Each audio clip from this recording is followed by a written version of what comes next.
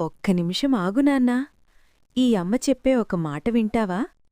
అదేంటంటే, ఈర్ష్యలు, ద్వేషాలు, అసూయలు, అవమానాలు, నిందలుగా మాట్లాడుట, ఎదుటివారిని భావించడం, చిన్న చిన్న వాటిని కూడా పెద్దగా చేసి మనస్పర్ధలు తేవడం, లేనివి ఉన్నట్టు, ఉన్నవి లేనట్టు చాడీలు చెప్పి మనుషుల్ని అభాష్పాలు చెయ్యడం చాలా నీచమైన పని.